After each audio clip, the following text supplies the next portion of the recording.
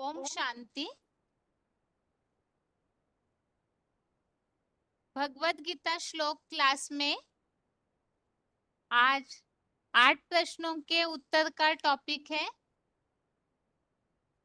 और इस टॉपिक में हम तीसरे प्रश्न का उत्तर अभी तक के क्लासेस में समझे हैं कि आत्मा सो परमात्मा नहीं है तो आत्मा सो परमात्मा किसका गायन है।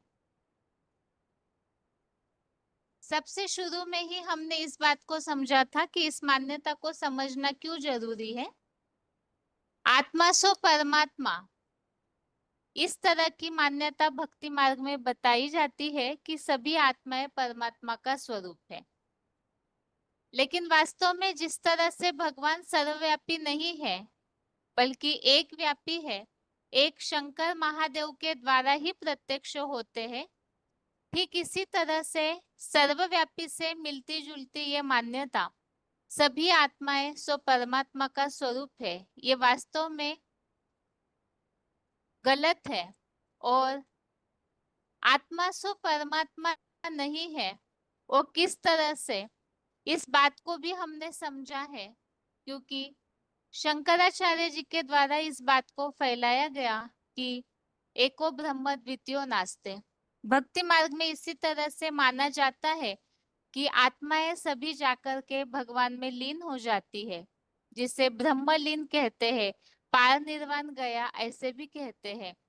वास्तव में कोई भी आत्माएं भगवान में हमेशा के लिए परमात्मा में ब्रह्मांड में लीन नहीं होती, क्योंकि अगर ऐसे होगा तो आत्माओं का अस्तित्व ही खत्म हो जाएगा। ना ही सभी आत्माएं परमात्मा का स्वरूप है, क्योंकि अगर ऐसे होता तो सभी में भगवान के गुण नजर आने चाहिए थे। इसके अलावा हमने भगवत गीता के श्लोकों के द्वारा भी इस मान्यता के लिए काफी सारी बातें समझी है। अगर सभी आत्माएं परमात्मा का स्वरूप है तो फिर भगवत गीता में सभी खुद को जानते हैं कि हम भगवान हैं, तो भगवत गीता में अलग से भगवान को जानने के लिए क्यों बताया हुआ है। भगवान को कोई नहीं जानते हैं, इस तरह के भी कई श्लोक भगवत गीता में मिलते हैं। और भगवान को जानने से क्या प्राप्ति होती है, इसके लिए भी भगवत गीता में बताया हुआ है। भगवान को जानने से स्वर्ग की प्राप्ति होती है, राजाई भाव की प्राप्ति होती है। यथार्थ रीति भगवान को जानने से शांति की प्राप्ति होती है। तो इन सब बातों से ये तो स्पष्ट है कि आत्माएं सो परमात्मा नहीं है। इसके अलावा आत्माएं सभी दुखी अशांत है। अगर परमात्मा का स्वरूप होती तो दुख अशांति की बात ही नहीं। और इसीलिए ही भगवान की शरण में जाने के लिए बताया हुआ है भगवत गीता में कि भगवान की शरण में जाने से इस विषय सागर से पार होकर के क्षीर सागर अर्थात सुख की दुनिया में पहुंच जाते हैं। तो इन सब बातों से ये बात स्पष्ट हो जाती है कि आत्माएं वास्तव में सभी परमात्मा का स्वरूप नहीं है। आत्मा सो परमात्मा ये मान्यता वास्तव में गलत है। तो प्रश्न ये उठता है, मान्यता ये आखिर चली क्यों आई? इस तरह की बात आखिर शुरू कहाँ से हुई और क्यों शुरू हुई? इसका कारण भी हमने इस तरह से समझा था कि वास्तव में सभी आत्माएं परमात्मा का स्वरूप नहीं हो सकते। इसका और एक समाधान, जो एक पॉइंट बीच में छूट गया, आत्मा और परमात्मा में काफी सारे अंतर हमने समझे थे और उन अंतरों के द्वारा भी इस बात को समझा था कि आत्माएं और परमात्मा में अंतर है। और इन सारे अंतरों के बावजूद ये हो ही नहीं सकता है कि आत्मा और परमात्मा एक है। तो आत्माएं और परमात्मा में क्या अंतर है, इसके कुछ पॉइंट्स हमने समझे थे। आज का क्लास जो है आत्मा सो परमात्मा इस टॉपिक का लास्ट क्लास है। और अगले हफ्ते एक क्लिप सुन करके आत्मा सो परमात्मा इस संबंधित मुरलियों में आए हुए जो भी पॉइंट्स है उसका ही जो क्लिप बना हुआ है उसे सुन करके फिर रिवीजन करनी है। इसीलिए ही यहाँ पर आत्मा सो परमात्मा इसमें क्या अंतर है, इन बातों को हमने जो समझा था, तो उन पॉइंट्स को एक बार रिवाइज करते हैं। आत्माएं अनेक है और भगवान एक है। आत्माओं के लिए हमेशा आत्माएं कहा जाता है, लेकिन भगवान के लिए हमेशा एक वचन में ही शब्द प्रयोग होता है। तो गॉड इज ट्रुथ कहा जाता है, सत्य एक है कहा जाता है, भगवान को भी एक है ऐसे माना जाता है। और आत्माएं तो अनेक है। अब आत्माएं अगर परमात्मा का स्वरूप होती, तो अनेक आत्माएं सो परमात्माएं, इस तरह होना चाहिए, लेकिन ऐसे होता नहीं है। कहने में ही सभी भगवान एक ही है, इस बात को मानते हैं। आत्माएं जो है जन्म मरण के चक्र में आती है, गर्भ से जन्म लेती है, इस कारण से दुखों के बंधन में भी आती है।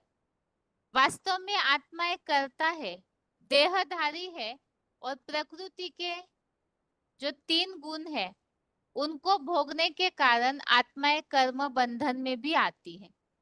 और इससे विपरीत भगवान जो है वो तो अजन्मा अगर्भा है, अकर्ता है। जन्म मरण के चक्र में से न्यारे होने का कारण है कि भगवान अकर्ता है और अभोक्ता भी है, इसीलिए ही अक्षर भी है, और इन्हीं कारणों से वे अजन्मा भी हमेशा के लिए रहते हैं।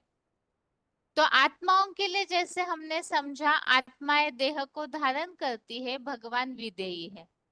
आत्माएं भोगी है, अपने प्रकृति के तत्वों के शरीर के द्वारा सुख दुख कर्मों का फल भोगते रहती है।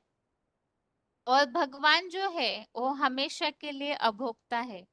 आत्माएं कर्म करने के लिए बंधी हुई है, करता है, क्योंकि शरीर मिला है तो उस शरीर के निर्वहन अर्थ जो बताया, कर्म धारा बिगर कोई भी रह नहीं सकते। और भगवान जो है उनका अपना शरीर तो है नहीं, बाकी सृष्टि पर आकर वो प्रवेश करके कार्य करते भी है, तो अपनी प्रकृति को अधीन करके आते हैं, इसीलिए वे अकर्ता भी है। और अकर्ता है, कर्म बंधन से न्यारे है, तो अक्षर भी है, अर्थात कभी भी क्षरित नहीं होते हैं।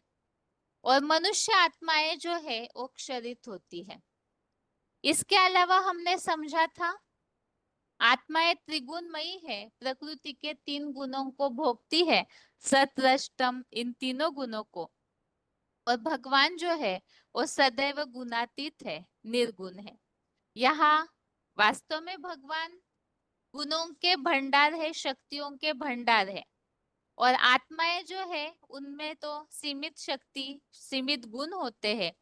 यहाँ निर्गुण या गुणातीत जो शब्द है, प्रकृति के 3 गुणों से तुलनात्मक रीति से लिया हुआ है, कि आत्माएं प्रकृति के 3 गुणों को भोगती है, और भगवान जो है वो सदैव गुणातीत और निर्गुण है। आत्माएं कर्म बंधन में आती है, और भगवान कर्म बंधन से न्यारे है। आत्माएं जन्म मरण के चक्र में आती है, इसीलिए अल्पज्ञ है, क्योंकि जन्म मृत्यु के चक्र में आते आते वो भूल जाती है। और भगवान सर्वज्ञ है, त्रिकालदर्शी है। आत्माएं पक्षपाती है, क्योंकि देहभान होता है, तो देहभान के कारण और प्रकृति के 3 गुणों को भोगने के कारण उनमें विकारी भावनाएं उत्पन्न होती है। तो इच्छा द्वेष क्रोध घृणा, इन सब बातों के कारण आत्माएं पक्षपाती होती है, और भगवान जो है वो पक्षपात रहित है। तो इस तरह से आत्मा और परमात्मा में अंतर हमने समझा। और इसके अलावा पिछले कुछ क्लास में इस तरह की बातें हमने समझी है कि जब आत्मा और परमात्मा में इतने सारे अंतर है, और भगवान को कोई वास्तविक रूप से जानते ही नहीं है, तो आत्माएं भगवान परमात्मा नहीं हो सकती। अब इस प्रश्न का एक भाग तो हमने समझा कि आत्माएं परमात्मा नहीं है, लेकिन ये मान्यता कहाँ से चली आई, तो इसी बात को हम समझ रहे थे कि आखिर आत्मा सो परमात्मा ये गायन क्यों, कैसे और किन के लिए चलता आया है। इसी बात को हम समझने के लिए इस तरह से समझे, ये सृष्टि चक्र है, और इस सृष्टि चक्र में, इस सृष्टि रूपी रंगमंच पर आत्माएं जो है एक्टर्स से अलग अलग पात्रधारी है, पार्टधारी है। और जैसे कोई फिल्म या नाटक में बहुत सारे एक्टर्स होने पर भी एक ऐसा हीरो एक्टर होता है जो पूरे फिल्म में उसी के ऊपर नजर रहती है, वो इस तरह से उन पार्ट बजाता है। ठीक इसी तरह से इस सृष्टि रूपी रंगमंच पर, जैसे शेक्सपियर ने ये बात कही है कि इस सृष्टि रूपी रंगमंच पर सभी एक्टर्स है, आप सभी पात्रधारी है, और सभी अपना अपना चोला बदल कर, शरीर रूपी वस्त्र बदल कर 4 युगों में अपना पार्ट बजाते हैं। तो ये चारों सीन्स के ड्रामा में कोई ऐसी हस्ती है जो जन्म मरण के चक्र में आने वाली मनुष्य आत्माओं की तुलना में वो हीरो एक्टर है, अर्थात सदैव ऊंच पार्ट ही बजाती है। और वही आत्मा जो है परम आत्मा अर्थात श्रेष्ठ आत्मा कही जाती है। वास्तव में परम पिता शिव, सुप्रीम गॉड फादर, तो उन्हें परमात्मा नहीं कहा जाता, क्योंकि परम आत्मा इस शब्द से ही स्पष्टता है कि जितनी भी आत्माएं हैं उनकी तुलना में वो परम अर्थात श्रेष्ठ है। परम पिता जो है वो तो इस सृष्टि रूपी रंगमंच पर जन्म मरण के चक्र में आते ही नहीं है।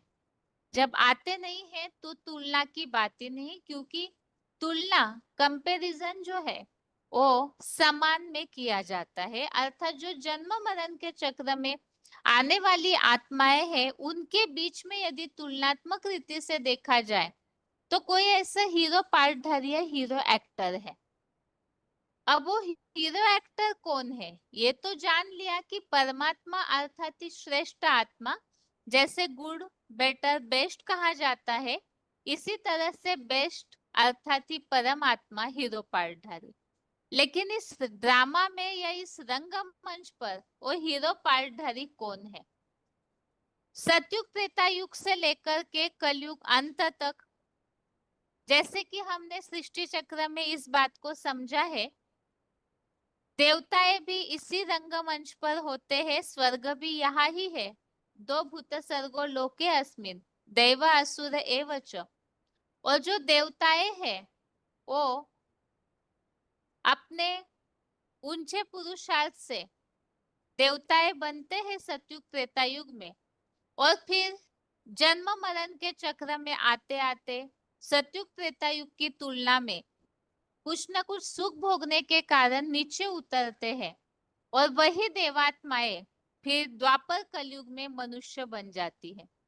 तो द्वापर कलयुग में राजाएं ऐसे हुए हैं इतिहास में जिनका नाम हिस्ट्री में बाला है।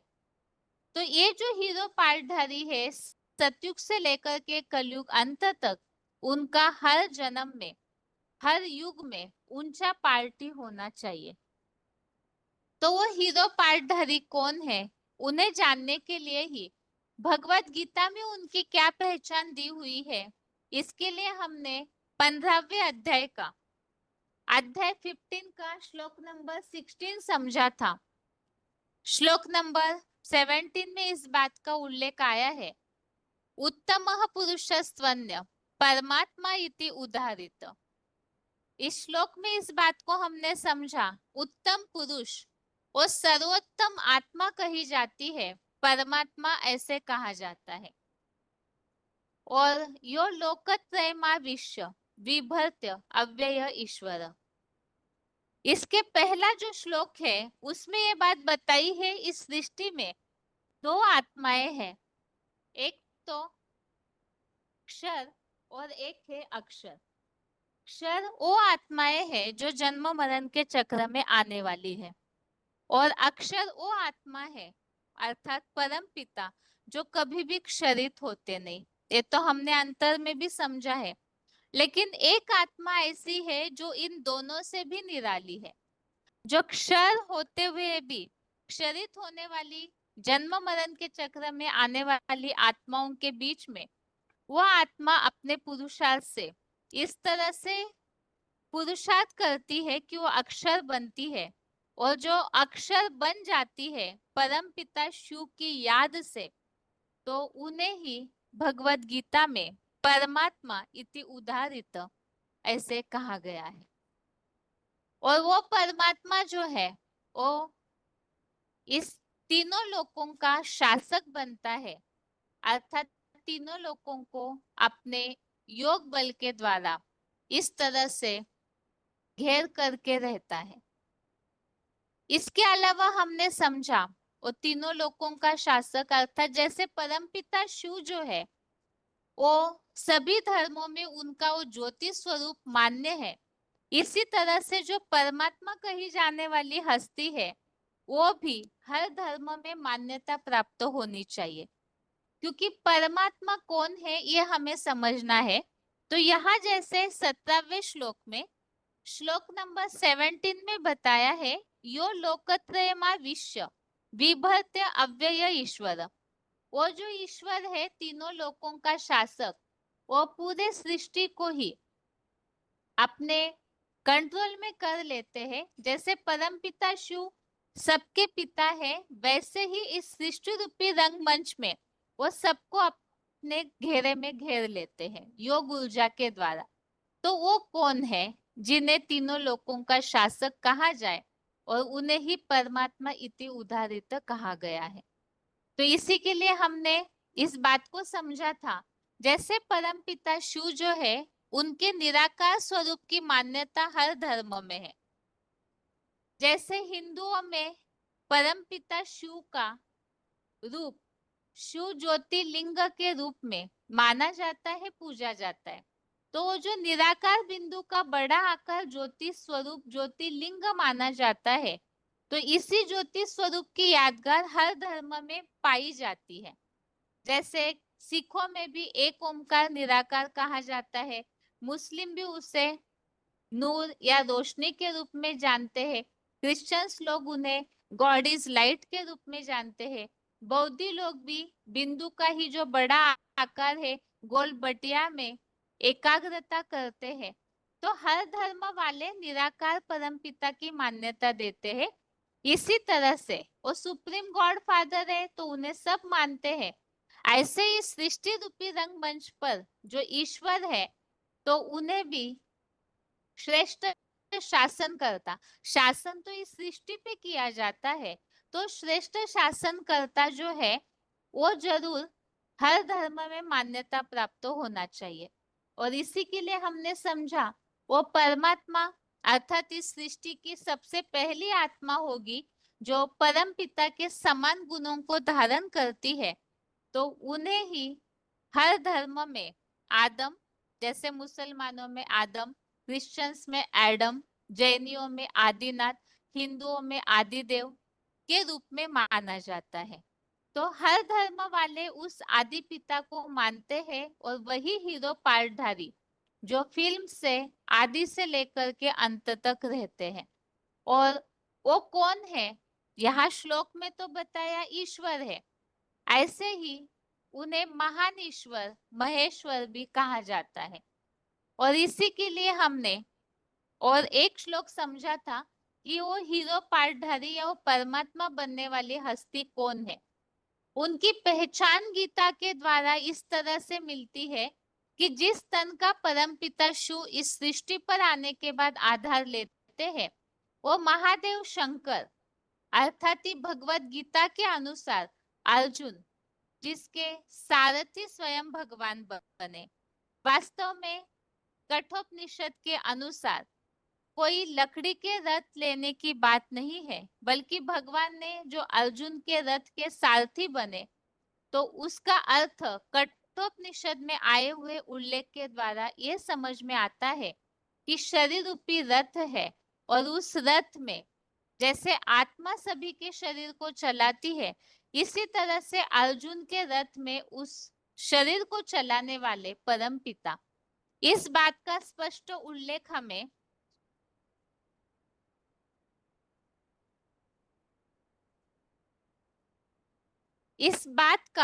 हमें स्पष्ट उल्लेख मिलता है अध्याय 13 के श्लोक नंबर 22 में। 13वें अध्याय के 22वें श्लोक में हमने समझा उपद्रष्टानुमंता च भर्ता भोक्ता महेश्वर। तो इस श्लोक में इस बात को स्पष्ट किया है कि इस तन के द्वारा ही परमपिता शिव जो है वो समीप दृष्टा है। भर्ता भोक्ता महेश्वर अर्थात प्राणियों का ईश्वर महेश्वर परमपिता प्लस परमात्मा ऐसे कहा जाता है। तो समीप दृष्टा अर्थात ही जरूर उस तन में परमपिता शिव मौजूद है, तभी ही तो समीप दृष्टा होंगे।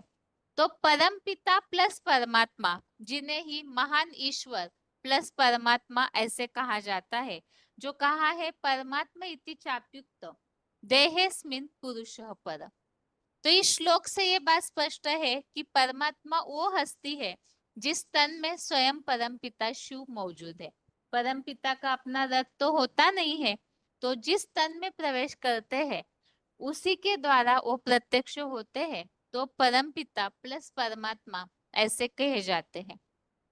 और इसके द्वारा ही हमने समझा कि वो परमात्मा वो हस्ती है जिन्हें शास्त्रों में शंकर के मस्तक पे तीसरा नेत्र दिखाया जाता है।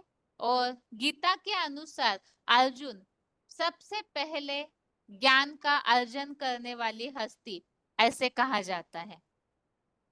और वो परमात्मा जो है उस परमात्मा की स्थिति तक पहुंचता कैसे है, श्रेष्ठ ते श्रेष्ठ आत्मा कैसे बनता है। जैसे परम पिता वो सबसे ऊंची अथॉरिटी है, सुप्रीम गॉड फादर, वो परे ते परे स्टेज में रहने वाले हैं। तो इसी तरह से परम पिता की तरह ही परम आत्मा वो भी परम पिता की तरह अर्थात परम पिता शिव की तरह तुरिया बन जाते हैं, अर्थात शिव की तरह समान स्टेज को बना लेते हैं। तभी ही परम पिता प्लस परमात्मा ऐसे कहा जाता है। और भक्ति मार्ग में शिव प्लस शंकर ऐसे कहा जाता है। अब भक्ति मार्ग वाले तो इस बात को जानते नहीं, तो शिव और शंकर एक ही हस्ती मानते हैं। वास्तव में शिव और शंकर दो नाम लिए जा रहे हैं, तो इससे स्पष्ट है कि जरूर दो अलग हस्तियां हैं, दो अलग आत्माएं हैं। तो शंकर शिव समान स्थिति धारण करते हैं। इसका प्रमाण हमने 13वें अध्याय के 31वें श्लोक में समझा कि वो परमात्मा बनते कैसे है। वो परमात्मा है ये बात तो समझ आई, लेकिन परमात्मा बने कैसे, उन्होंने क्या पुरुषार्थ किया।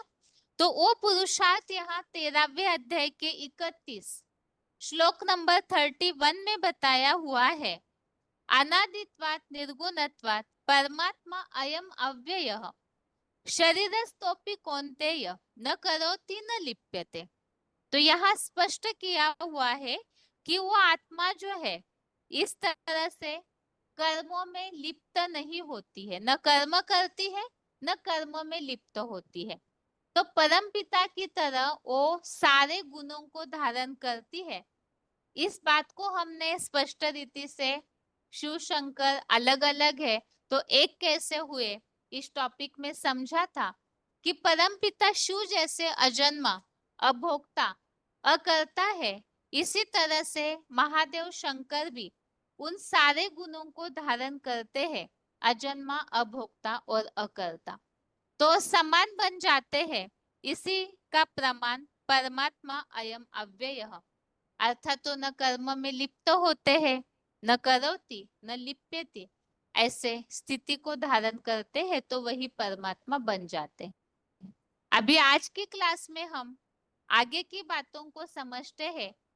जैसे पिछले हफ्ते की क्लास में हमने समझा था कि महादेव शंकर ही इस तरह से शिव समान स्थिति पूरी निराकारी बीज रूप स्टेज को धारण करते हैं।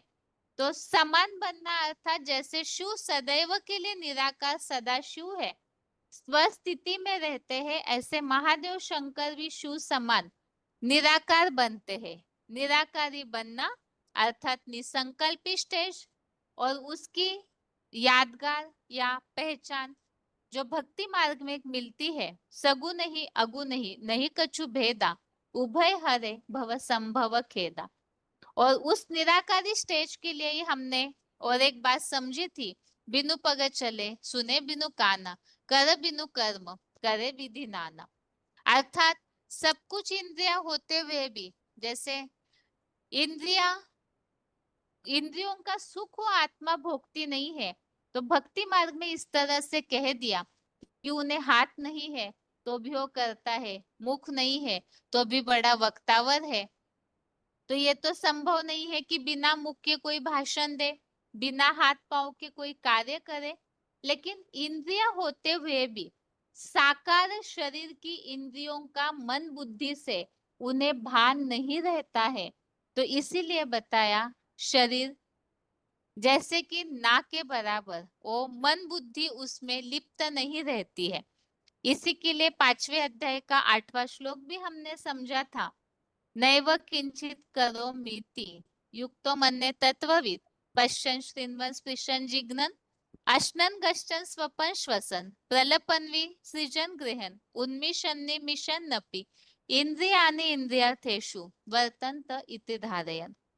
तो इसमें हमने समझा था वो किस तरह से वो आत्मा निराकारी स्टेज धारण करती है कि सारे कर्म करते हुए भी मानो कि जैसे अकर्ता है, कोई भी इंद्रियों के कर्मों में वो लिप्त नहीं होती, सदैव आत्मिक स्टेज 100% बने रहती है। अभी आज के क्लास की बातों को आगे समझना शुरू करते हैं कि वही शंकर महादेव जो है वो और कैसी स्थिति धारण करते हैं जो उन्हें परमात्मा के रूप में माना गया है। अब शंकर की यादगारी शिवलिंग के रूप में पूजी जाती है, अर्थात वो साकार तो है लेकिन इस तरह से निराकारी स्टेज धारण करते हैं, तो उनकी वो यादगार शिवलिंग जिसमें कोई भी इंद्रिया नहीं, तो इंद्रियों का भान नहीं है, इसीलिए पूजा में उनको कोई इंद्रिया दिखाई नहीं जाती है, क्योंकि वो आत्मिक स्टेज में ऐसी स्थिति बना लेते हैं मानो इंद्रिया जैसे कि है ही नहीं। अब वो जो स्थिति है, न करोति न लिप्यते, इसी बात के लिए परमात्मा के उल्लेख के लिए और एक श्लोक मिलता है गीता में, 6वें अध्याय का 7वां। हम यहाँ टॉपिक समझ रहे हैं आत्मा सो परमात्मा, ये मान्यता की वास्तविकता क्या है। वास्तविकता है कि वो एक ही आत्मा है इस रंगमंच पर, हीरो पार्टधारी जो श्रेष्ठ आत्मा है वही परमात्मा है, सभी आत्माएं परमात्मा नहीं है। और वही आत्मा परमात्मा में निराकारी स्टेज बनाकर याद की स्थिति में पूरा लव में लीन हो जाती है, तो भक्ति मार्ग में मान लिया गया आत्माएं परमात्मा में लीन हो गई। वास्तव में वो एक ही आत्मा है जो परमात्मा में पूरी तरह से लीन हो जाती है। अभी आज के क्लास में अगला श्लोक समझते हैं, 6वें अध्याय का 7वां अध्याय 6 का श्लोक नंबर 7।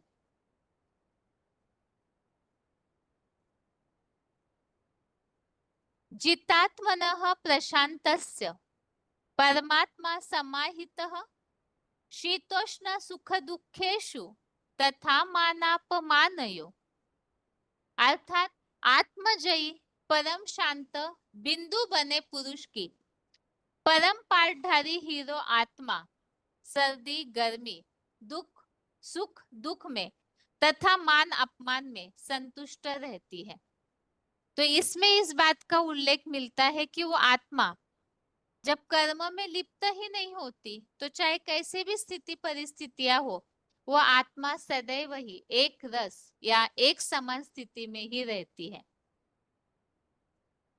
अब इसी संबंधित ही यहाँ पॉइंट समझते हैं कि वो आत्मा आखिर कैसी स्थिति वाली होती है। VCD number 436, VCD number 436।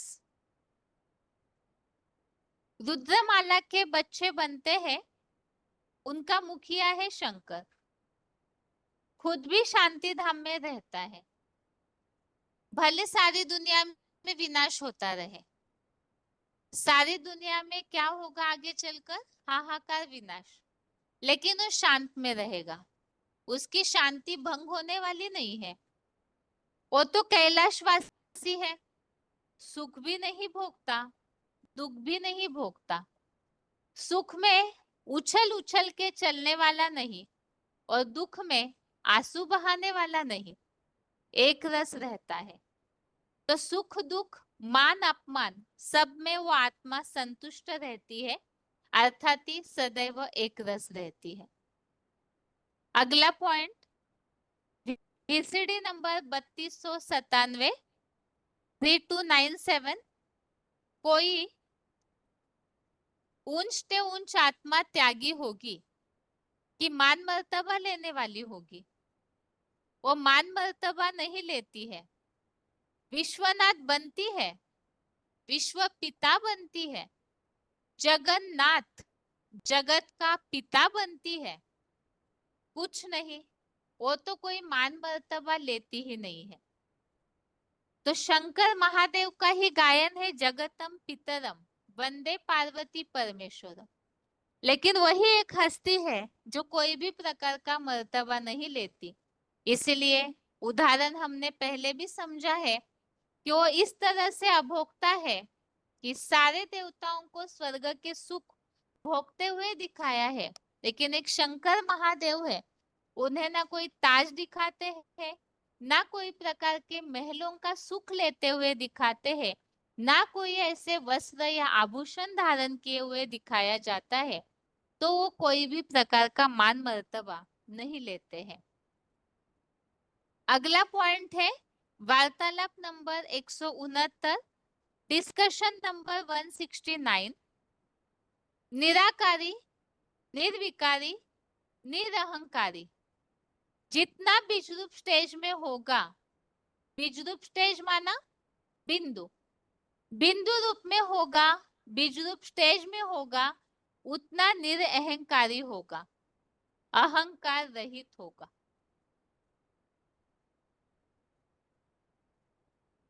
तो यहाँ हमने पॉइंट समझा कि वो मान मर्तबा नहीं लेता, तो निरअहंकारी है, तभी ही मान मर्तबा नहीं लेता है।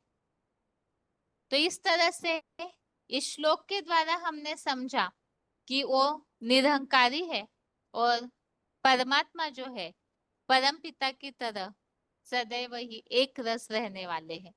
अभी अगला पॉइंट समझते हैं। जैसे ही परम पिता शिव जो है वो सारे सृष्टि के पिता है, ऐसे शंकर महादेव परमात्मा बनते हैं समान, तो वो भी सारे सृष्टि के पिता किस तरह से बनते हैं। आगे अगला टॉपिक समझते हैं।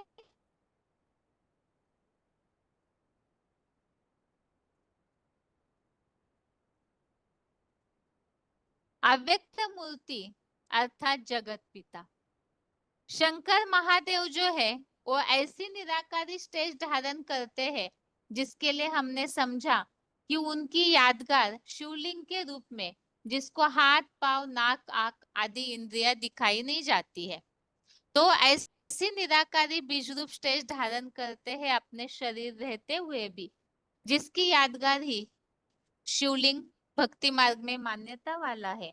और उसी के लिए ही भगवत गीता में कहा है, अव्यक्त मूर्तिना मया ततमिदं सर्वम जगत अव्यक्त मूर्तिना मत्स्थानि सर्वभूतानि न चाहम तेषु अवस्थितः। अर्थात मेरी अव्यक्त स्थिति की निराकारी लिंग मूर्तिमान महादेव द्वारा यह सारा जड़ जंगम जगत मानव बीज बाप से विस्तृत हुआ है।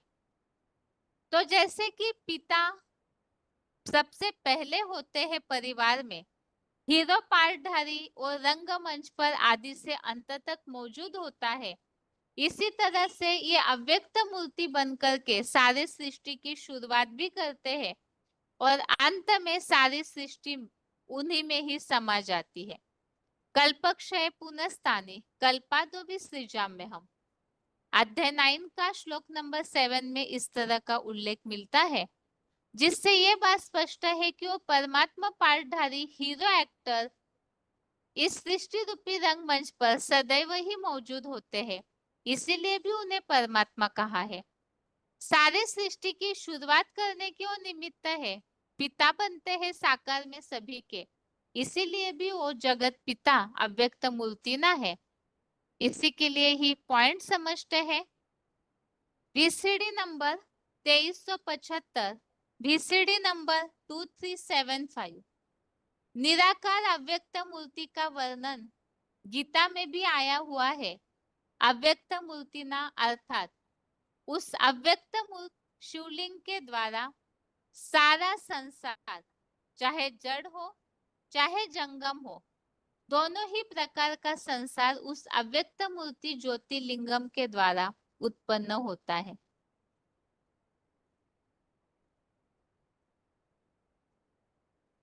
अगला पॉइंट है, जिसको गॉडफादर कहते हैं उसको निराकार समझते हैं। अब निराकार रचयिता होता है क्या? निराकार तो रचयिता नहीं होता। रचना साकार है तो रचयिता भी साकार होना चाहिए।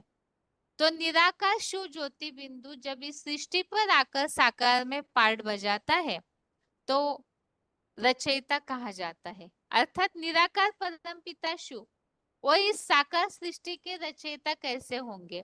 तो साकार सृष्टि के रचयिता साकार है, अर्थात वो महादेव, जिन्हें ही गीता में अव्यक्त मूर्तिना के रूप में उनकी संपन्न स्टेज के लिए कहा गया है। अब वो अव्यक्त मूर्तिना जो है वो पूरी निराकारी बीज रूप स्टेज है। और जैसे बीज से वृक्ष का विस्तार होता है, इसी तरह से यहाँ जो बताया है कि उस अव्यक्त मूर्ति अर्थात निराकारी स्टेज द्वारा महादेव के द्वारा ही इस सारे सृष्टि का विस्तार होता है, तो वही इस मानवीय मनुष्य सृष्टि के बीज भी है। जिसके लिए कहा है मनुष्य सृष्टि का झाड़ है तो उसका बीज भी होगा, तो वो भी मनुष्य ही होगा ना।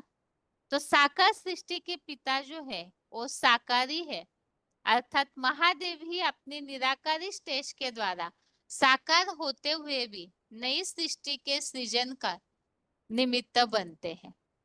आगे है,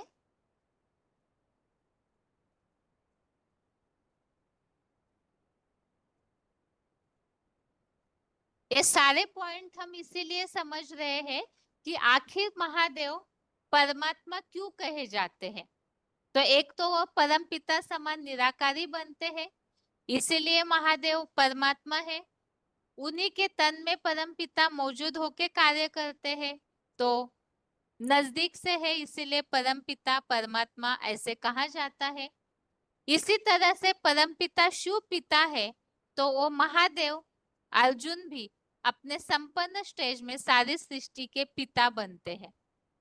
तो परमात्मा परम पिता के साथ जोड़ा हुआ शब्द है, तो जरूर परम पिता की तरह अपने कार्य को कर्तव्य को करते होंगे। तो पिता का कार्य होता है इस सृष्टि का सृजन करना, तो साकार सृष्टि के सृजन के लिए महादेव अर्थात परमात्मा के रूप में निमित्त बनी हुई हस्ती है। आगे अव्यक्त मूर्ति नाही जगत पिता कैसे बनते हैं, इस संबंधित पॉइंट है। VCD number 645, VCD number 645। Bharat की परंपरा में एक ही देवता है जो जगत पिता माना जाता है। रामायण में लिखा है जगतम पितरम वंदे पार्वती परमेश्वर। पितरम माना मात पिता, पार्वती माता और शंकर पिता। लेकिन शंकर की तो मूर्तियां है। मूर्ति साकार की होती है या निराकार की? मूर्ति तो साकार की होती है। इसीलिए दुनिया में जितनी मूर्तियां शंकर की मिली है, तीर्थंकर की मिली है, जैनियों का भगवान, नग्न मूर्तियां जितनी मिली है शंकर की, उतनी किसी देवता की नहीं मिली। क्यों? क्योंकि जो भी 33 करोड़ देवताएं हैं, उन देवताओं में सबसे महान ते महान कार्य शिव ने शंकर द्वारा कराया है। तो इसीलिए ही सारे सृष्टि के परिवर्तन के लिए महादेव ही परमपिता शिव के सबसे पहले अव्वल नंबर स्थिति के आधार से सहयोगी बनते हैं, जिसका यादगार ही महादेव की जगह जगह पे विग्रह मूर्तियां दिखने में आती हैं। अगला point, VCD number 792, VCD number 792। वो बाप के रूप में प्रवेश करता है जिसे मनुष्य सृष्टि का पिता माना जाता है। जगतम पितरम, जगत का पिता माना जाता है, विश्व पिता। उसको दूसरे दूसरे धर्म वाले भी मानते हैं। दूसरे धर्म वाले अंग्रेज लोग कहते हैं एडम, मुसलमान उसे कहते हैं आदम बाबा। आदम से पहले कोई और आदमी था ही नहीं, ऐसे समझते हैं ना। अपने हिंदुओं में भी कहते हैं शंकर जी को जन्म देने वाला कोई नहीं। मानव सबको जन्म देने वाला है, सबके स्वरूप की पहचान देने वाला है कि कौन आत्मा क्या क्या पार्ट बजाने वाली है, परंतु उसको बताने वाला कोई नहीं। तो इस तरह से शंकर महादेव को जैसे हिंदुओं में माना जाता है कि उनके माता पिता नहीं, तो जगतम पितरम वो सबके पिता है, जन्मदाता है। इसी तरह से मुस्लिम धर्म में उन्हें आदम बाबा अर्थात सबसे सृष्टि के शुरुआत का आदमी जो माना जाता है कि भगवान ने ही इस इन्हें भेजा था। तो यही आदम अर्थात सृष्टि का पहला आदमी जो हिंदुओं में शंकर महादेव के रूप में माने जाते हैं कि जब इस सृष्टि पर कुछ भी नहीं था, तो लिंगोद्भव की कहानी के अनुसार जो शिवलिंग का आदि और अंत कोई ढूंढ नहीं पाए, क्योंकि वही सबका आदि है, जिसे ही गीता में अव्यक्त मूर्तिना के रूप में कहा गया है कि वो अनादि मध्यांतम अनंत वीर्यम है, अर्थात वो आदि मध्य और अंत से रहित अक्षर बनी हुई हस्ती है। आगे है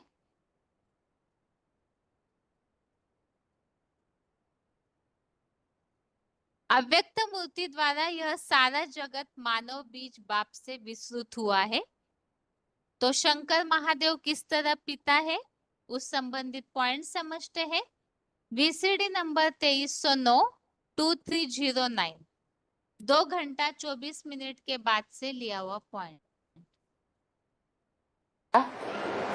ये जो भी जड़ जन्म में सृष्टि है, चैतन्य देखने में आते हैं, जो भी जड़त्व वही सृष्टि है, पहाड़, समंदर, नदियां, अलग अलग देश, वो सब क्या है, विनाशी है। उन सब का बीज एक है, वो सब अव्यक्त रूप में, बीज रूप में उसमें समा जाते हैं। चैतन्य आत्मा भी समा गई और सारे 5 तत्व भी उस एक में समा गए। इसलिए कहा जाता है कि जो बाप है वो मूल रूप में जन्मदाता है, माता जन्मदाता मूल रूप में नहीं है। तो सारी सृष्टि का बाप कौन है? प्रजापिता कहो, वो अधूरा रूप है, पतित रूप है, वो पुरुषार्थ करके संपन्न बनता है तो लिंग रूप बन जाता है। कैसा बन जाता है? साकार सो निराकार बन जाता है। वो साकार भी है और निराकार भी है। इसलिए गीता में उसको अव्यक्त मूर्तना कहा गया है। कैसी मूर्ति है? अव्यक्त भी है। अरे अव्यक्त कहाँ? शिवलिंग देखने में नहीं आता है? जो देखने में आए वो व्यक्त, जो देखने में ना आए अव्यक्त। तो क्या शिवलिंग देखने में नहीं आता? आता है, आता है, पूर्ण रूप से देखने में आता है। अरे बिंदु आत्मा और बिंदु आत्माओं का बाप तो देखने की चीज वैसे भी नहीं है। तो शिवलिंग जो है दिखाते हैं वो संपन्न रूप, पूर्ण रूप से देखने में आता है, हर तरीके से नहीं कि हाँ, अरे 2 बातों में से एक ही सत्य होगी ना। देखने में आता है या नहीं? आता है। उसके हाथ, पांव, नाक, आंख, कान साकार के दिखाई पड़ते हैं, दिखाई पड़ते हैं, इसीलिए निराकार है। इसीलिए अव्यक्त है। वो लिंग रूप अव्यक्त भी है। उसके हाथ पांव नाक आंख कान कर्मेंद्रियां ज्ञानेंद्रियां दिखाई नहीं देती, इसलिए अव्यक्त है। निराकार भी है।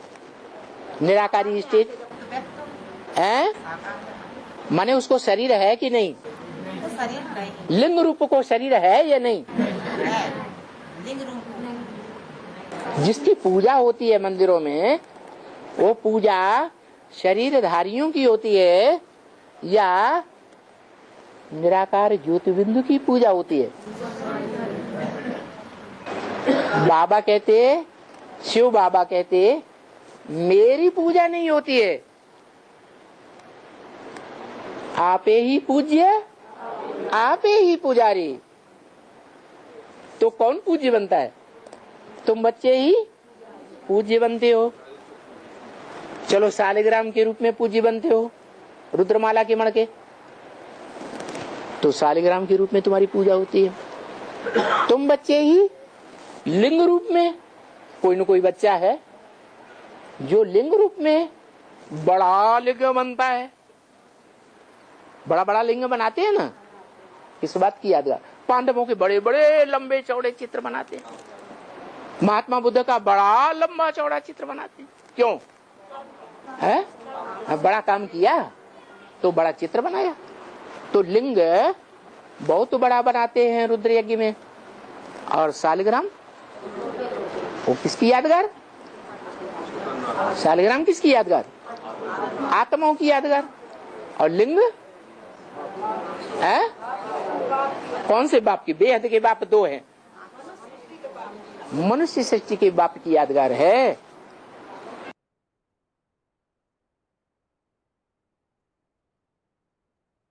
तो इस तरह से मनुष्य सृष्टि रूपी वृक्ष का बीज कौन है?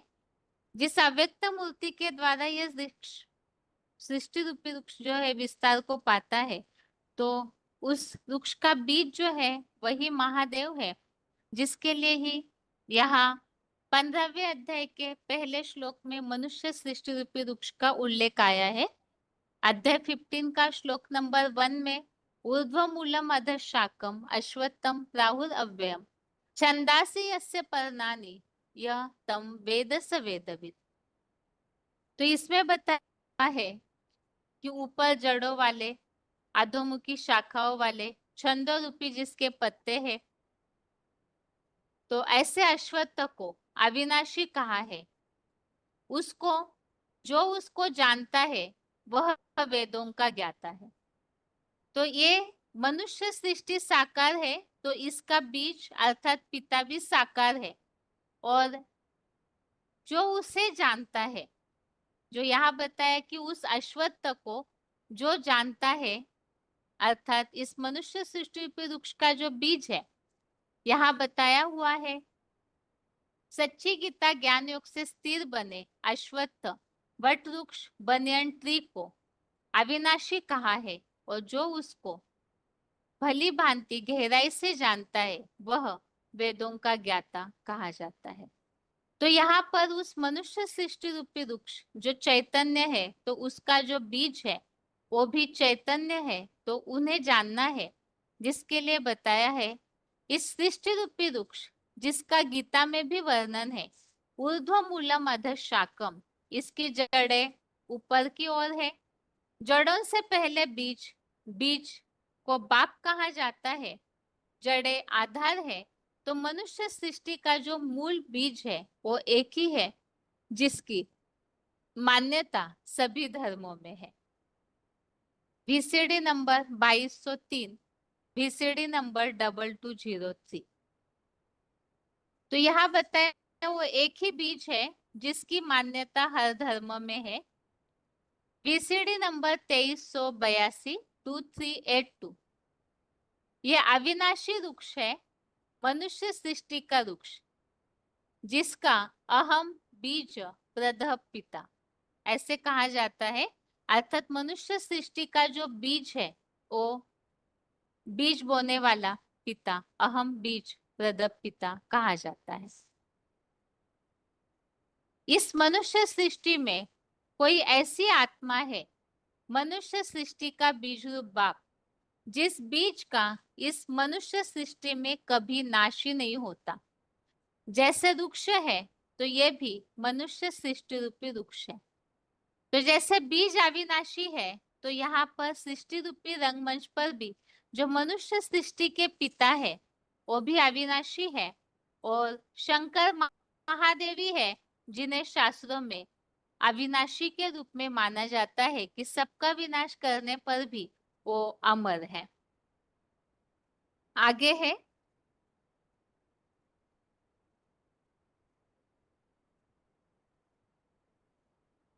मनुष्य सृष्टि रूपी वृक्ष का बीज। VCD number 2214, VCD number 2214। परम पिता जो सभी आत्माओं का पिता है, और धर्मों में सृष्टि के आदि पुरुष एडम आदम, जैनियों का आदिनाथ, हिंदुओं का आदि देव, इस सृष्टि के आदि पुरुष को सभी धर्मों में मान्यता है। परंतु बहुत पुरानी बात होने के कारण सब भूल गए कि वो आदि पुरुष ही इस मनुष्य सृष्टि का बीज है। ये सृष्टि वृक्ष है, मानवीय सृष्टि, जिसको गीता में भी बोला गया है अश्वत्थ वृक्ष।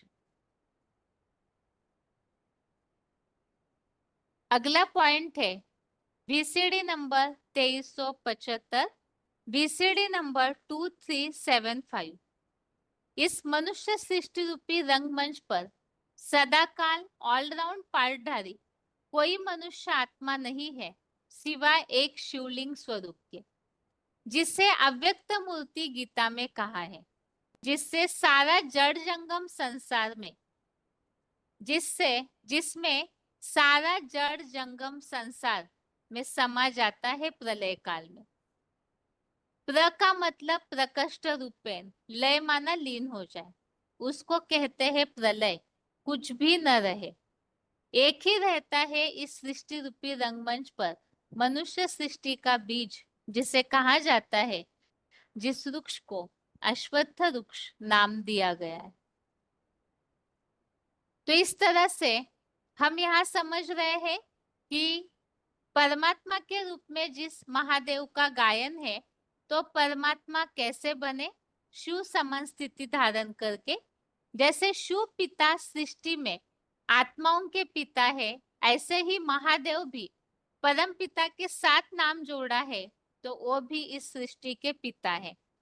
और वो इस सृष्टि के पिता है, वो कैसे? जिसके लिए हमने समझा, जैसे भक्ति मार्ग में महादेव की यादगार शिवलिंग दिखाया जाता है, ऐसे ही गीता में अव्यक्त मूर्ति ना से ये सारा संसार विस्तार को पाया है, ऐसे कहा है। और वो अश्वत्थ वृक्ष के रूप में, ये मनुष्य सृष्टि एक वृक्ष की तरह है, तो उस वृक्ष का बीज कोई होना चाहिए जो अविनाशी है, और वही मनुष्य सृष्टि का बीज है महादेव, जिनके द्वारा ये सारी सृष्टि विस्तार को पाती है, ऐसे यहाँ पर गीता में बताया हुआ है। आगे है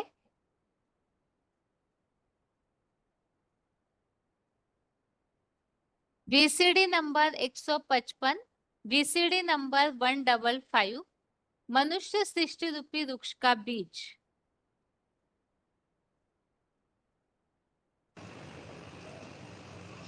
ऊंच से ऊंच गॉडफादर, सुप्रीम बोर्ड अथवा सोल वर्ड में नहीं कहा जा सकता। वो इस दुनिया की बात है, और उसको नॉलेजफुल क्यों कहा जाता है? नॉलेजफुल इसलिए कहा जाता है कि वो सारी मनुष्य सृष्टि का बीज है। माना ज्योति बिंदु जब निराकारी लोक में है तो नॉलेजफुल नहीं कहा जा सकता। वहां तो सभी आत्माएं जड़वत स्टेज में रहती हैं, वहां कोई न नॉलेज सुनी जाती है न सुनाई जाती है। इस सृष्टि रूपी रंगमंच पर जब आत्माएं आती हैं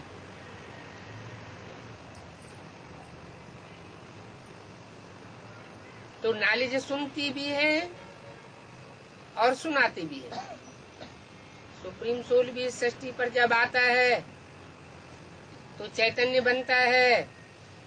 जिस मनुष्य तन में प्रवेश करता है वो सृष्टि का बीज रूप है,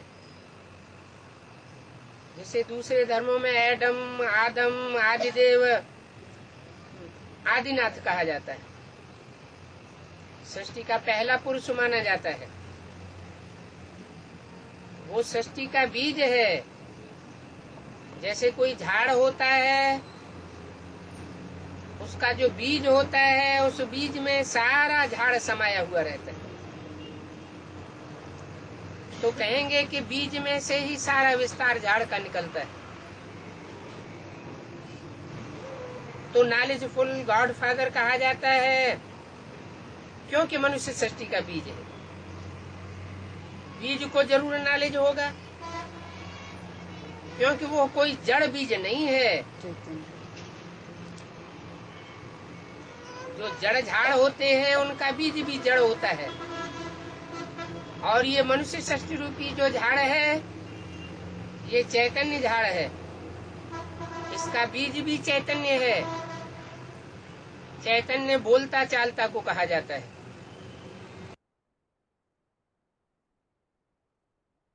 तो इस तरह से हमने समझा कि परमपिता की तरह इस मनुष्य सृष्टि रूपी वृक्ष के बीज महादेव बनते हैं, जो साकार है लेकिन निराकारी स्टेज धारण करते हैं।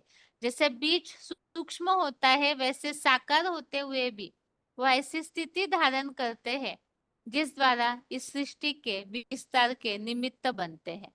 आगे है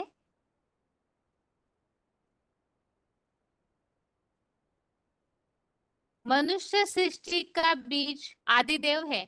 इसी के लिए ही यहाँ बीज के लिए जो श्लोक भगवत गीता में आए हुए हैं, बीजम माम सर्वभूतानाम विद्धि पार्थ सनातनम, अर्थात सभी प्राणियों का मैं बीज हूँ। तो हमने पहले ही समझा है सृष्टि साकार है, तो परम पिता निराकार साकार सृष्टि के पिता कैसे बनेंगे? वो आत्माओं के पिता है। बाकी साकार सृष्टि का पिता या इस मनुष्य सृष्टि रूपी वृक्ष का बीज जो है वो भी साकार ही लेकिन निराकारी स्टेज वाला है। ऐसे ही 9वें अध्याय का 18 अध्याय 9 का 18 नंबर श्लोक में भी आया है, प्रभव प्रलय स्थानम निधानम बीजम अव्ययम।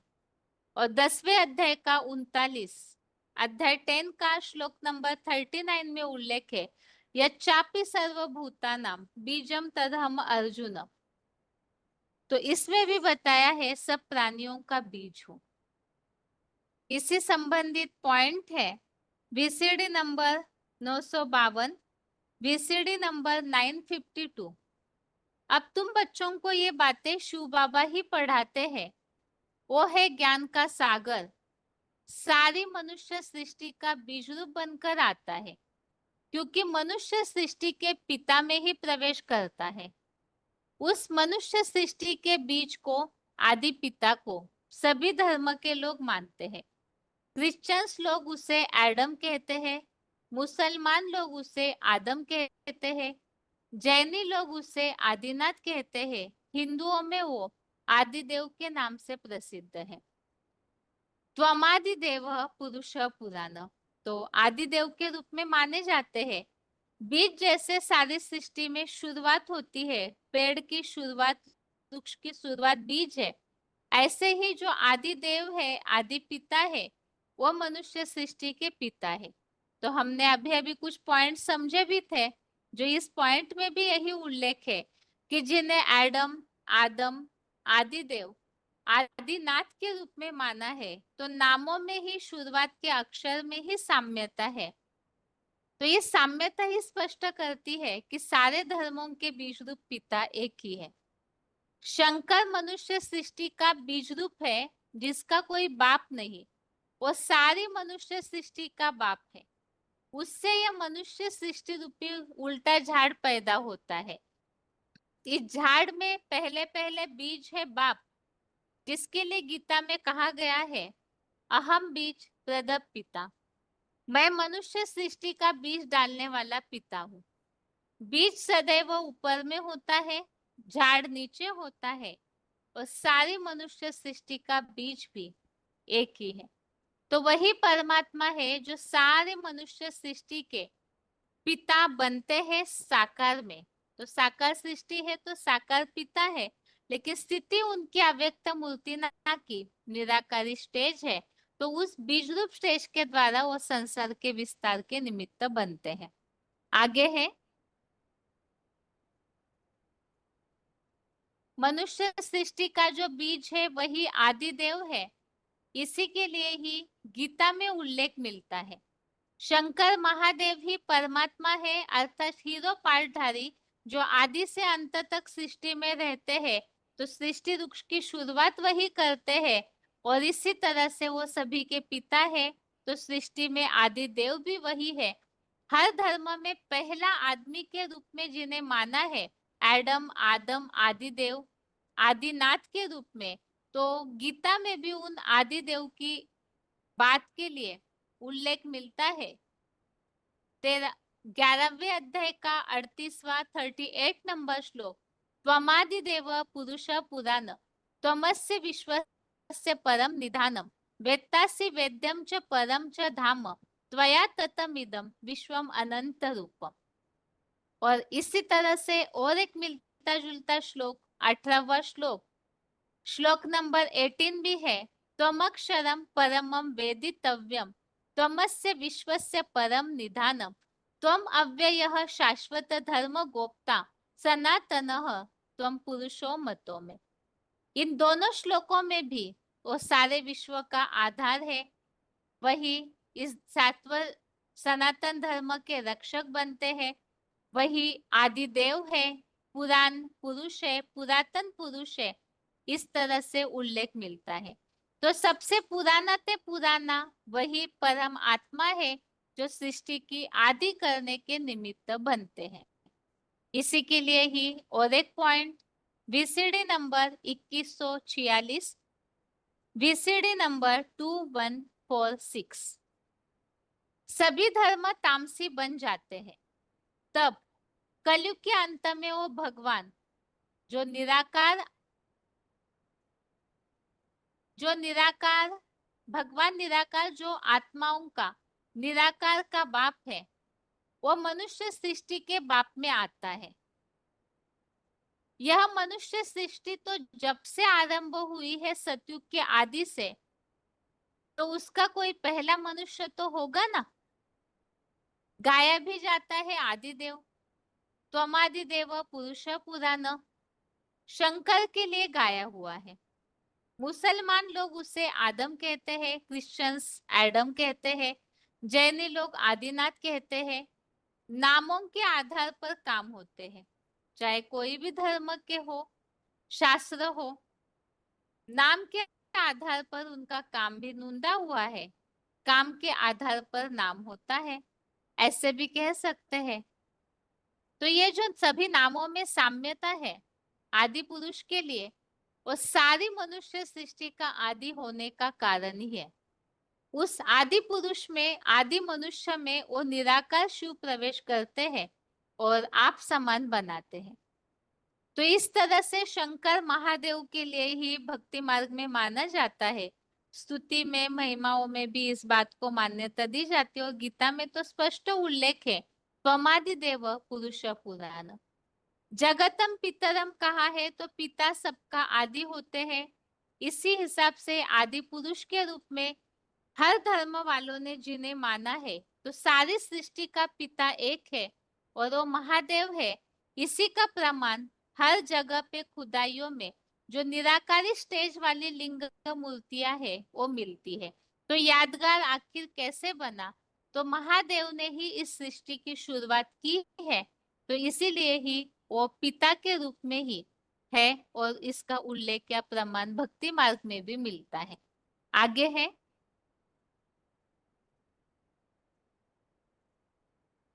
श्लोक संबंधित पॉइंट है, मनुष्य सृष्टि का बीज ही आदिदेव है। VCD number 952 952।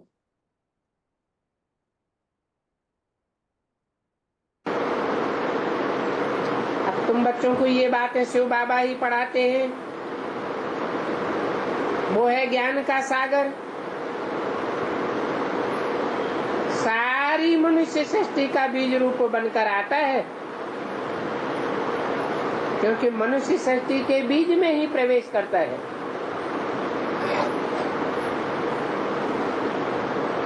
उस मनुष्य सृष्टि के बीज को, आदि पिता को सभी धर्म के लोग मानते हैं। क्रिश्चियन लोग उसे एडम कहते हैं, मुसलमान लोग उसे आदम कहते हैं,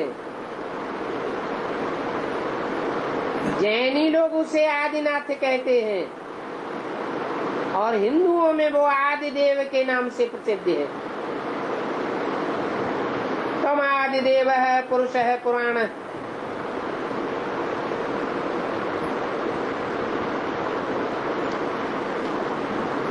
वही शंकर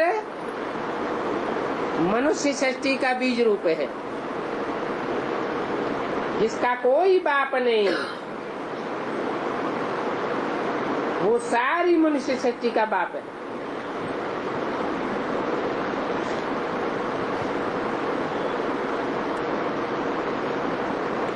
और उससे ये मनुष्य सृष्टि रूपी उल्टा झाड़ पैदा होता है।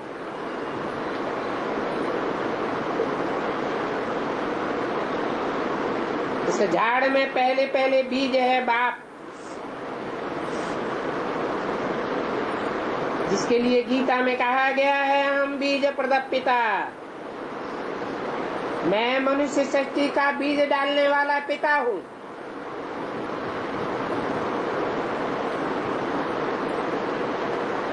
बीज सदैव ऊपर में होता है, झाड़ नीचे होता है। और सारी मनुष्य सृष्टि का बीज भी एक ही है। अभी तुम बच्चे बीज बाप को जान गए हो। जो जान गए हैं इस मनुष्य सृष्टि रूपी वृक्ष में हमारा बीज बाप कहाँ है, कौन है, किस रूप में पार्ट बजा रहा है, वो ही मेरे बच्चे हैं।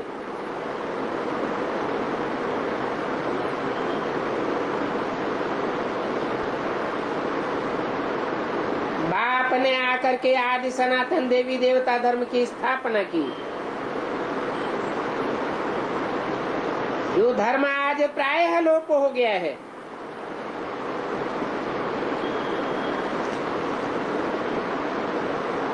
माना बहुत करके लोप हो गया है, देखने में नहीं आता,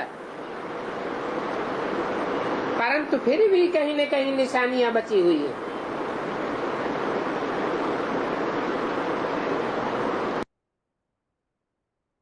आगे है, जैसे महादेव के लिए हमने समझा कि वो परम पिता की तरह ही इस साकार सृष्टि के पिता बनते हैं, तो ठीक इसी तरह से वही परमात्मा बनने वाली हस्ती परम पिता शिव की तरह ही इस सृष्टि का चैतन्य ज्ञान सूर्य भी बनते हैं, जिसके लिए ही 5वें अध्याय का 16वां अध्याय 5 का श्लोक नंबर 16 में इस बात का उल्लेख मिलता है। ये श्लोक है, ज्ञाने न तु तदद ज्ञानम एषाम नाशितम आत्मनः तेषाम आदित्यवद ज्ञानम प्रकाशयति तत्परम।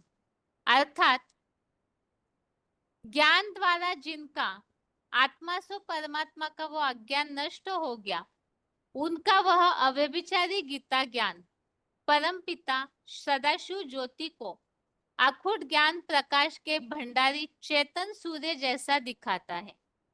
अर्थात ही परम पिता शिव ज्योति को जैसा दिखाता है, अर्थात वो ज्ञान सूर्य बनने वाली इस सृष्टि पर शंकर महादेव वाली हस्ती वो परम पिता शिव को साकार में प्रत्यक्ष करने के निमित्त बनती है। परम पिता शिव जो है वो तो जड़ सूर्य हो गए, अर्थात ज्ञान का अखुट भंडार तो है ही, लेकिन साकार उनका रथ अपना नहीं है। तो इसीलिए ही वो साकार के द्वारा प्रत्यक्ष तभी हो पाते हैं जब शंकर महादेव में प्रवेश करते हैं और उनके द्वारा शंकर महादेव वो अपनी स्थिति द्वारा परमपिता शिव को प्रत्यक्ष करने के निमित्त बनते हैं, जिसके लिए ही कहा है कि ज्ञान सूर्य जैसा दिखाता है। तो इस सृष्टि का चैतन्य सूर्य महादेव बन जाते हैं। इसी के लिए ही यहाँ पॉइंट समझते हैं, एक आत्मा अगर अपने स्वरूप में स्थित रहे तो वह आत्मा नहीं परमात्मा है। क्या वो ज्ञान सूर्य का पार्ट बजाने वाली है। आत्मिक स्थिति परमात्मा स्थिति के समान है। इसके लिए उन भक्तों ने कह दिया आत्मा सो परमात्मा। अब ऐसे नहीं है कि हर आत्मा सो परमात्मा हो जाती है, नहीं। ऐसा जो पुरुषार्थ करने वाली आत्मा है कि जैसा जैसा सुप्रीम सोल बाप चलाना चाहता है वैसे ही चलने वाली हो तो आत्मा सो परमात्मा जैसी स्टेज को प्राप्त कर सकते हैं। तो बाप आता ही है, इसलिए किस लिए आता है? बाप समान बनाने के लिए आता है।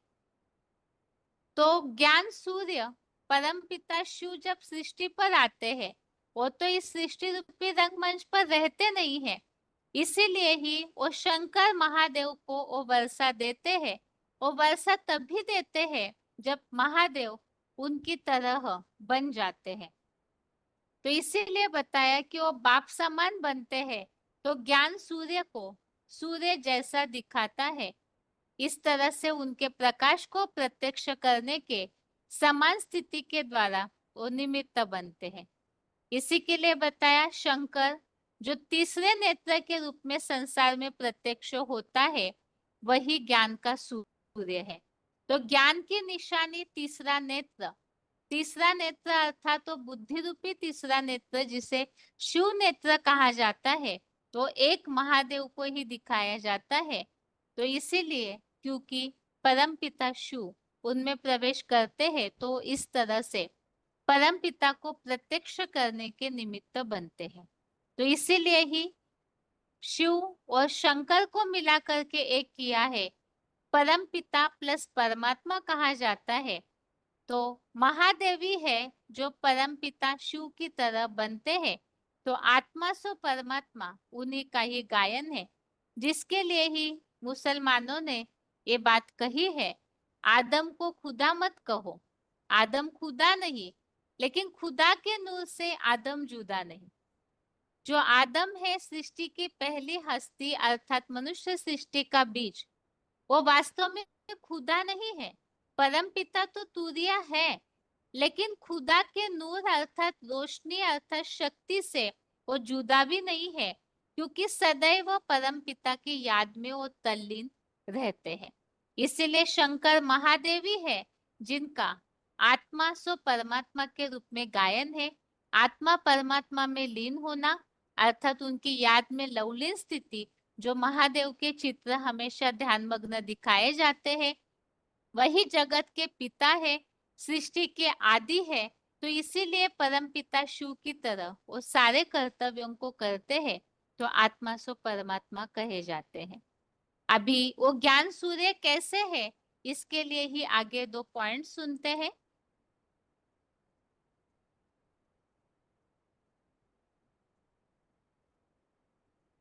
परम पिता शिव की तरह शंकर भी चैतन्य ज्ञान का सूर्य। VCD number 3140 3140।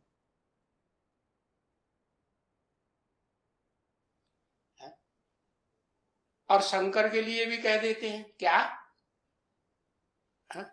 योगीश्वर, ज्ञानेश्वर, त्रिनेत्री। ज्ञान का उनको तो तीसरा नेत्र मिला हुआ है। अरे क्या सदाकाल तीसरा नेत्र है? सदाकाल तो तीसरा नेत्र नहीं है, तो झूठा हुआ या सच्चा हुआ?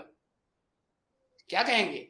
गिरगिट जैसा रंग बदलता है ना, है कि एक जैसा है? नहीं, आत्मा जो है भोगी आत्मा है, तो वो तो भोग भोगते भोगते नीचे गिरेगी या नहीं गिरेगी? हाँ, तो बताया। हाँ, ये कहेंगे कि अव्वल नंबर का ज्ञान सूर्य जो है वो शिव है, क्या? जो सदा कल्याणकारी है, सदा ज्योतिर्मय है, कभी अंधेरे में नहीं आता, कभी पत्थर बुद्धि नहीं बनता। और दूसरे नंबर 2 का माल सूर्य कौन है? हाँ, जिसका नाम शास्त्र में विवस्वत दिया हुआ है। हाँ, जो गीता में लिखा है कि मैं जब आता हूं तो पहले पहले सूर्य को ज्ञान देता हूं, तो डुप्लीकेट सूर्य को ज्ञान देता हूं या अव्वल नंबर सूर्य को ज्ञान देता हूं? डुप्लीकेट हुआ ना, नहीं हुआ? हाँ, डुप्लीकेट है। पहले तो पुरुषार्थी होता है ना, अरे पहले तो पुरुषार्थी होता है ना। हाँ, तो पुरुषार्थी है तो अधूरा है या सूर्य है? हाँ? तो देखो, पहले नंबर का 61 रूपी रंगमंच पर अगर कोई धर्म पिता कहा जाए, धर्म स्थापन करने वाला, तो धर्म स्थापन करने वाला तो इस 60 रूपी रंगमंच पर फॉलोअर्स के बीच में पार्ट बजाएगा या नहीं बजाएगा? और सदाकाल पार्ट बजाएगा कि कभी बजाएगा कभी नहीं बजाएगा? सदाकाल पार्ट बजाएगा। तो वो है नंबर 2 का सूर्य। कौन? जिसे शास्त्रों में नाम दे दिया है शंकर।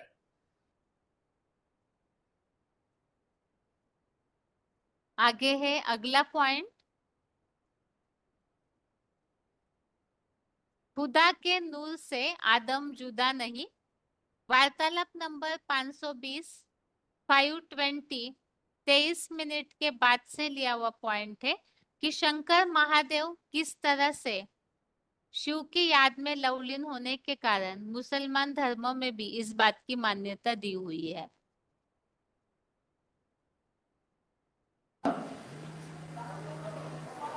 कुरान में लिखा हुआ है आदम को खुदा मत कहो, आदम खुदा होता नहीं, लेकिन खुदा नूर से आदम जुदा होता नहीं। इसका अर्थ है कि शिव का नाम शंकर के साथ ही जोड़ा जाता है।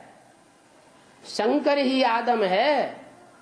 शंकर को भगवान मत कहो, वो तो देवता है, फरिश्ता है। क्या? शंकर कहो, आदम कहो, एडम कहो।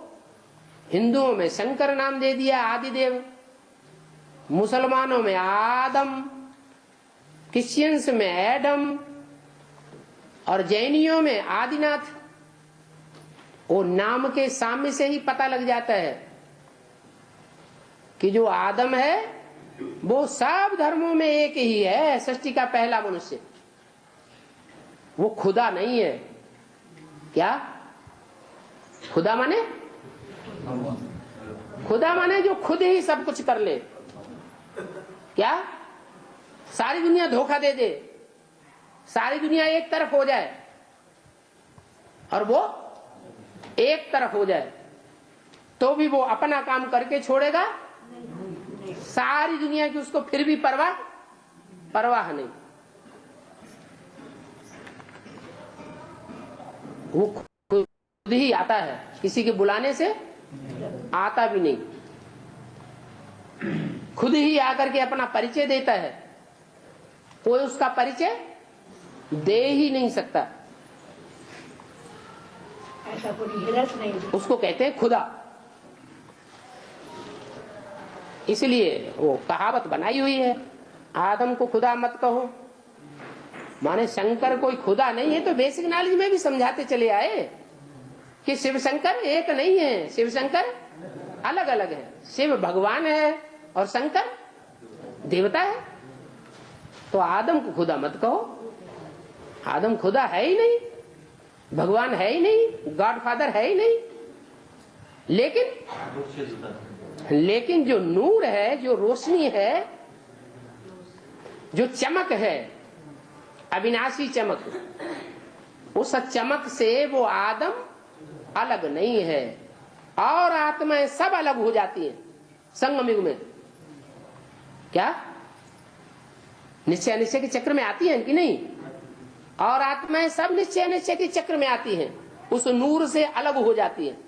लेकिन आदम, शिव कहो, खुदा कहो, गॉड कहो, उसके नूर से अलग अलग नहीं होता।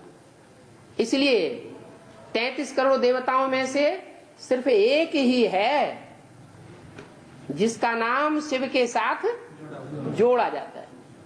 तो जुदा नहीं हुआ होगा, इसीलिए तो जोड़ा जाता है, नहीं तो औरों का भी नाम जोड़ देना चाहिए। अरे ब्रह्मा है, विष्णु है, जगदम्बा है, ढेर सारे ढेर के ढेर देवताएं हैं, देवी देवता हैं, किसी का नाम शिव के साथ क्यों नहीं जोड़ा गया? क्योंकि वो एक ही ऐसा पुरुषार्थी है याद करने वाला जो खुदा के नूर से, खुदा की याद से जुदा कोई उसको कर ही नहीं सकता। तो इस तरह से आज के क्लास में हमने आत्मा सो परमात्मा इस मान्यता की वास्तविकता को पूरी तरह से, यह टॉपिक आज पूरा हो चुका है। आज के क्लास में जो मुख्य बातें हमने समझी कि शंकर महादेव ही परमात्मा है, जिसके लिए श्लोक में उल्लेख आया है परमात्मा समाहित, अर्थात तो हर स्थिति में समान रहते हैं, जिसकी यादगार कैलाशवासी दिखाया जाता है, कोई भी मान मर्तबा भोगते हुए नहीं दिखाया जाता। और वही परमात्मा जो है वो परम पिता की तरह ही जगत पिता है, तो अव्यक्त मूर्ति से सारे संसार का विस्तार होता है। और वही मनुष्य सृष्टि का बीज है, जिसके लिए बीज माम सर्वभूता नाम का जो उल्लेख है, परम पिता शिव वास्तव में बीज है, लेकिन साकार बीज जो है, इस अश्वत्थ वृक्ष का जो बीज है वो शंकर महादेव, जिनके लिए ही जगतम पितरम वंदे पार्वती परमेश्वरों कहा है। और वही परमात्मा ज्ञान सूर्य भी है, जो परम पिता शिव को सूर्य जैसा दिखाता है। तो सूर्य की रोशनी से वो अलग नहीं है, धरती का चैतन्य सूर्य है, जिसके लिए हमने समझा आदम जो है वो खुदा के नूर से कभी भी जुदा नहीं होते हैं। इस तरह से आत्मा सो परमात्मा इस मान्यता की वास्तविकता यही है। ये गायन सभी आत्माओं के लिए नहीं है, बल्कि केवल एक शंकर महादेव के लिए ही ये गायन है, जो आत्मा होते हुए भी परमात्मा अर्थात श्रेष्ठ आत्मा हीरो पार्टधारी की स्थिति में शिव समान स्थिति में स्थित हो जाती है। और आज के क्लास में टॉपिक यहाँ पूरा करते हैं, और साथ में ही आज के लिए गीता क्लास भी यहाँ पूरा होता है। ओम शांति।